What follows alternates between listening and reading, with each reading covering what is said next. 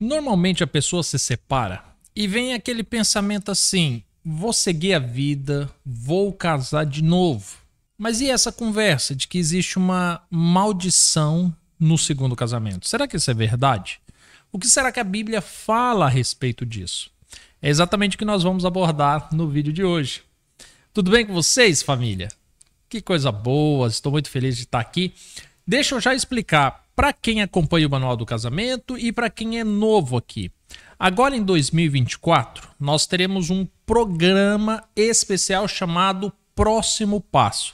Nós vamos utilizar as 54 semanas do ano para pegar na mão da pessoa que se separou, que está em crise no seu casamento, e nós vamos caminhar juntos rumo à restauração. Então, todos os domingos, às 21 horas, aqui no Manual do Casamento, você vai ter um episódio exclusivo, inédito do Próximo Passo. É um programa totalmente gratuito, é o resumo de vários cursos que nós já lançamos, com atividades terapêuticas. Então, é uma programação fantástica. E os vídeos que nós vamos produzir ao longo do ano serão aulas extras, assuntos que dizem respeito ao casamento, mas que não vão entrar nesse programa. Então hoje nós vamos falar sobre o segundo casamento. Muitas das vezes a pessoa se separa e ela tem essa dúvida: será que eu me casar de novo é uma opção? Afinal de contas, eu vejo tantas pessoas que se separaram e casaram de novo e estão felizes. E aí?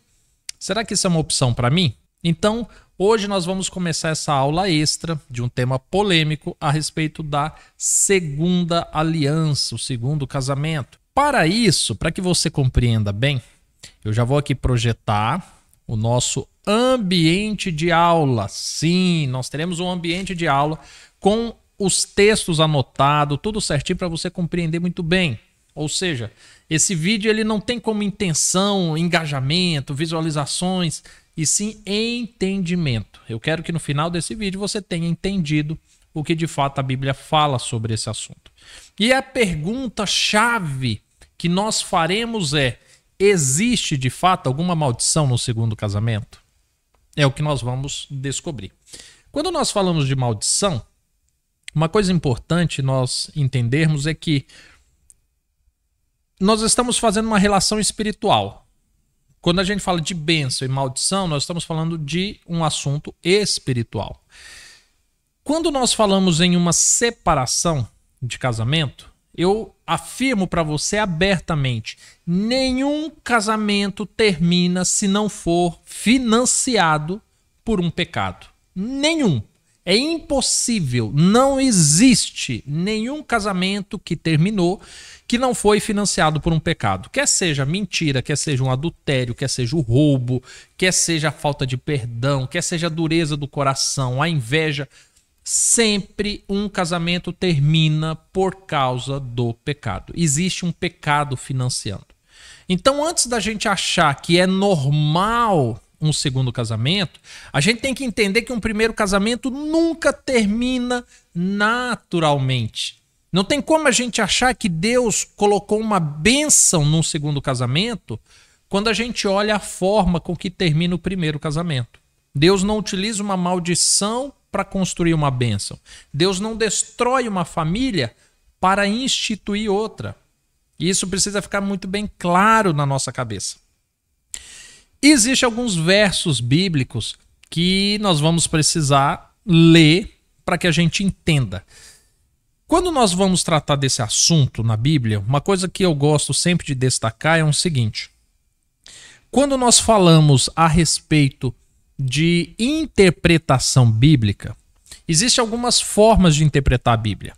Tem momentos que a gente vai abordar determinados assuntos que a Bíblia não fala claramente sobre aquele assunto.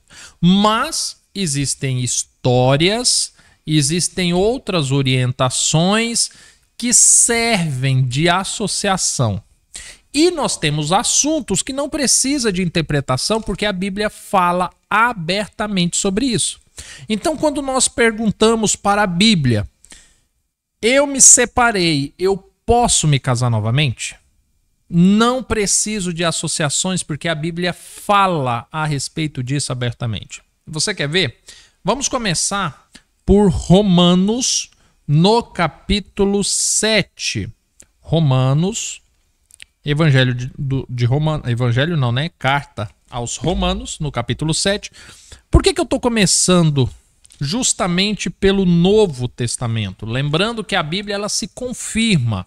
Antigo Testamento e Novo Testamento não se anulam, eles se completam. Então eu poderia fazer todo esse estudo citando apenas Antigo Testamento. Mas eu sei que existem muitos que falam assim, não, o que vale é só o Novo. Tudo bem, não tem problema. Nós vamos usar essas respostas que estão no Novo Testamento. Quando você vai aqui para o capítulo 7 de Romanos, no verso 2, quando nós queremos saber sobre a possibilidade de um segundo casamento, de um novo casamento, olha o que Paulo diz. A mulher está sujeita ao marido enquanto o marido viver. Estará ligada a ele pela lei, mas morto o marido está livre da lei do casamento. Ou seja, aqui em Romanos ele já deixa claro, fala assim, olha, a mulher está ligada ao marido enquanto ele vive. A mulher não está ligada ao marido enquanto eles estão casados. Não é enquanto eles não se divorciaram. Não é enquanto ele não cometeu adultério. Não é enquanto ele não casou novamente. Está ligado enquanto ele vive. Então, o peso que Deus põe na balança para saber se você pode ou não se separar ou casar de novo é, tá vivo? Se tiver vivo, é não. Ponto final? Não, vírgula. Vamos verificar outros textos também. Existe uma outra passagem em 1 Coríntios, no capítulo 7, que também responde essa pergunta. Aqui no capítulo 7, no verso 39, Paulo ele reforça o que ele disse lá aos romanos, falando assim, a mulher casada está ligada pela lei enquanto o seu marido vive. Certo, Diego, mas quando que ela pode casar novamente? Ele responde, mas se falecer o marido, não é se divorciar, não é se separar, não é se o marido casar de novo, mas se falecer o marido, ela fica livre para casar com quem quiser. Ou seja, você percebeu que eu já citei dois textos que não precisa de interpretação? Ele está falando exatamente de casamento, ele está falando exatamente de separação, ele está falando exatamente sobre casar de novo. E ele é enfático, falou só, não existe esse negócio. Homem e mulher estão ligados até a morte. Mas espera aí, Diego. Eu preciso de mais textos para entender isso melhor. Tá bom. Aqui ainda em 1 Coríntios, no capítulo 7, verso 10 e 11, ele é mais cirúrgico, ele é mais preciso, quando ele diz assim, aos casados mando, não eu, Paulo, mas o Senhor, que a mulher não se separe do marido. Ele aqui fala de uma ordem, não é para se separar. Casou, vai ficar até a morte, não é para se separar. Ah, Diego, mas é fácil dizer, né? Meu marido já foi embora, minha esposa foi embora, eu não tive opção. Aí ele responde no verso 11. Se, porém, se separar, ou seja, aconteceu a separação, você não queria, mas aconteceu. O pecado foi lá, destruiu seu casamento e houve a separação. Olha o que ele diz. Se, porém, se separar, que fique sem casar. Ou que se reconcilie com o marido e que o marido não deixe a sua esposa. Ou seja, ele deixa bem claro que, olha, não é para se separar. Não é. Quem fica casando, separando são os pagãos. O cristão não faz isso. Ah, Diego, mas meu marido caiu em pecado, minha esposa caiu em pecado, me abandonou, e agora? Tá bom. Abandonou, se separou, não se case novamente. Pronto, é a ordem, não se case novamente. Diego, mas eu quero casar novamente, eu quero um marido novamente, eu quero uma esposa novamente. Então se reconcilia com o seu marido. Vai lá, reconciliação. Faz as pazes com ele, restaura esse casamento, que é o propósito daqui do Manual do Casamento. Então nós sempre destacamos, não se case novamente, mas se reconcilie. Por isso que o Manual do Casamento existe, é para ajudar você nesse processo de reconciliação. Lembrando que no dia 31 nós começaremos o próximo passo às 21 horas aqui no Manual do Casamento, gratuitamente, tá bom? Dito isso, ainda existe mais alguns textos, agora falando da maldição, daquela pessoa do coração duro. No livro do profeta Malaquias, no capítulo 2, olha só o que Deus fala para aquele que abandona a esposa. Fala assim no verso 13: ainda fazeis isto, cobris o altar do Senhor de lágrimas, de choros, de gemidos, de sorte que Deus já não olha para a oferta, nem aceita com prazer da vossa mão. E perguntais por que Deus não aceita lágrimas, choro, orações no seu altar? Porque o Senhor foi testemunha entre ti e a mulher da tua mocidade, ou seja, a tua primeira esposa, com a qual tu foste desleal, sendo ela tua companheira, a mulher da tua aliança. Mas desleal como? Será que roubou dinheiro? Será que bateu? Como assim desleal? Não fez Deus somente um? Carne e espírito são dele. E por que Deus fez somente um? Porque ele buscava uma descendência piedosa. Portanto, cuidai-vos de vós mesmos, e ninguém seja desleal para com a mulher da sua mocidade. O que seria desleal? Verso 16. Eu detesto o divórcio, diz o Senhor, Deus de Israel. Em outras passagens, diz que ele detesta o repúdio. Fato é que Deus detesta a separação. O homem casou com a sua mulher, da sua mocidade, sua primeira esposa, não vai largar ela. Porque se ele larga essa esposa, ele pode orar, ele pode chorar, ele pode inundar o altar do Senhor de lágrimas. Deus não olha para ele. Porque Deus fez ele e a esposa uma só carne. Diante de Deus, eles são um. E agora esse homem desprezou essa mulher e está vivendo com outra. Ou seja, Deus despreza a oração do homem que abandona a esposa e se casa de novo. Nós podemos já considerar isso uma maldição para quem se casa novamente, porque Deus despreza a oração dessa pessoa. Aí tem mais. Romanos, agora no capítulo 7, Paulo ele ainda destaca o seguinte. Romanos capítulo 7, no verso 3. Ele fala assim: de sorte que, vivendo o marido, será chamada adúltera a mulher, se ela unir-se a outro homem.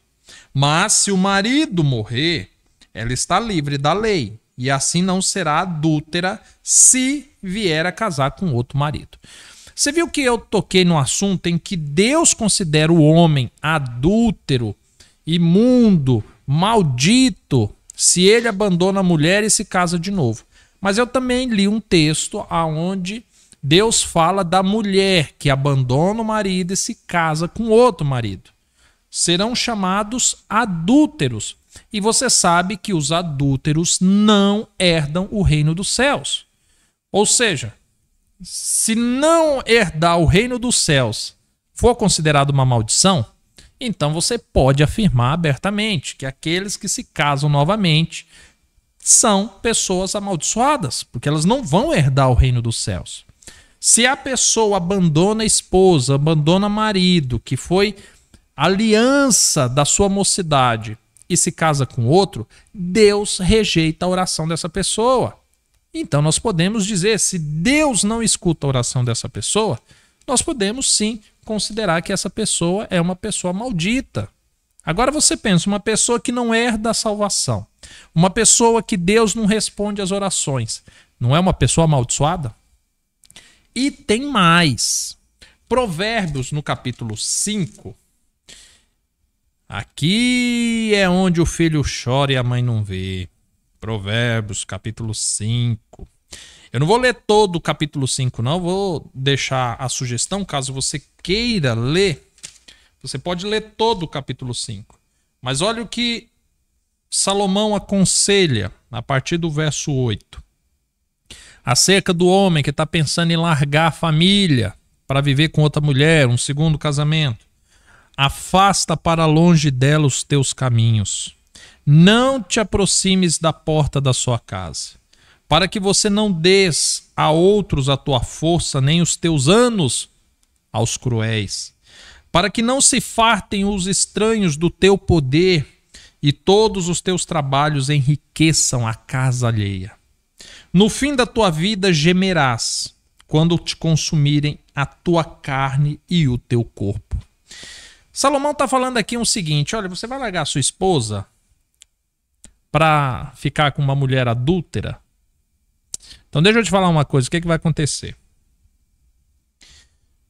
A tua força, o teu poder de produzir seu trabalho, suas capacidades, vão beneficiar outros. Você não vai ser beneficiado disso. Os teus anos de trabalhos serão dados a homens cruéis.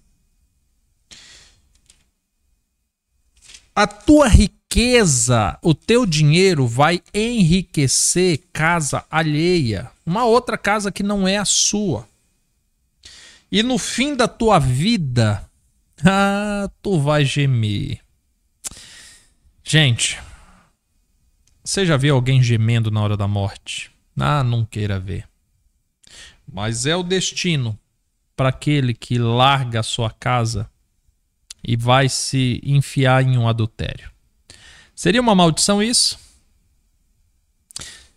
Deixa eu falar uma coisa para você então, que está sofrendo por causa do seu casamento, que talvez se enfiou em um segundo casamento já, ou que está pensando, considerando, será que vai ser tão ruim e tal? Você já viu que a Bíblia não permite, você já viu que existe uma maldição, você já viu que Deus foi ao ponto. Não é para se separar e não é para casar de novo. Ponto final. Se casar de novo, vai ser chamado adúltero, eu não vou responder suas orações, você não entra no reino dos céus. Ponto final. Tá bom. Entendemos tudo isso. Mas e aí? Que conselho que você daria, Diego, para alguém que se separou? Que conselho você daria para alguém que precisa resolver toda essa situação? Mateus 5, versos 14 e 15 é o meu primeiro conselho para você. Meu primeiro conselho para você é uma instrução que Jesus deixou, dizendo assim. Cadê? Mateus, capítulo 5. Não é 5. É Mateus, capítulo 6. Mateus, capítulo 6, verso 14 e 15, que ele diz assim, olha. Pois se perdoardes aos homens as suas ofensas, também o vosso Pai Celestial vos perdoará a vós. Se, porém, não perdoardes aos homens as suas ofensas, também o vosso Pai Celestial não perdoará as vossas ofensas. Ou seja, você quer que Deus perdoe os seus pecados? Sem problema, Deus perdoa. Desde que você perdoe aqueles que ofenderam você. Meu primeiro conselho para você é o perdão. Você precisa perdoar seu primeiro marido, sua primeira esposa. Não existe outro caminho que não seja o perdão. É o único caminho. A menos que assim, a salvação não é importante para você, a eternidade não é importante para você. Você orar e Deus não responder suas orações não é importante para você. Seus filhos se perderem, porque Deus visita a iniquidade dos pais nos filhos até terceira e quarta geração. O futuro dos seus filhos, dos seus netos, dos seus bisnetos não importa para você, então tudo bem. Esse conselho para você não serve. Não, Diego, mas me importa sim. Ok, melhor caminho é o perdão. Não tem outro caminho a não ser perdoar. Mas eu posso perdoar, mas eu não preciso viver com a pessoa. Perfeito, Deus usa da mesma medida, Deus te perdoa, mas ele não se aproxima de você. É assim que você quer a sua relação com Deus? Não é, né? Tá bom. Talvez você pense assim, Diego, mas como é que eu faço esse processo do perdão?